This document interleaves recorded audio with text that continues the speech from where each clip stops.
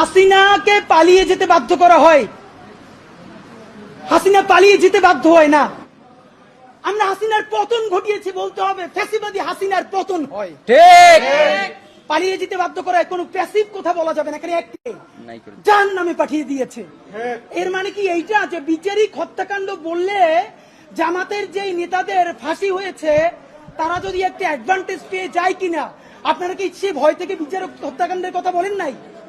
Please এটা আপনাদেরকে বন্ধ করতে হবে। এবার বন্ধুরা, ঘোষণাপত্রের ফিডব্যাকের পরে অত্যন্ত গুরুত্বপূর্ণ কথা আপনাদের সাথে জুলাই সনদ নিয়ে আমরা প্রত্যাশা করছি আগামী কয়েকদিনের মধ্যে জুলাই সনদ স্বাক্ষরিত হবে। নাম্বার 1, এই ঘোষণাপত্রে আপনারা যেরকম ভুজুং বাজুং দিয়ে জাতিকে বুঝাইছেন, আপনারা এই জুলাই সনদের সর্বশেষ বলেছেন। আমার হাতে প্রধান উপদেষ্টা মহোদয় 5ই আগস্ট একটি দীর্ঘ বক্তৃতা করেছেন। এই বক্তৃতার পুরো কপি আছে। এই বক্তৃতা অনুযায়ী উনি বলেছেন শীঘ্রই জুলাই সনদ বাস্তবায়ন হবে।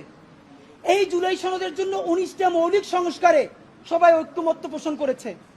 এরপরে যে কথাটা আর বলা হয় না, এই 19টা ঐক্যমত্যের মধ্যে বিএনপি বলেছে তার মধ্যে 10টাই তারা নোট অফ ডিসেন্ট দিয়েছে।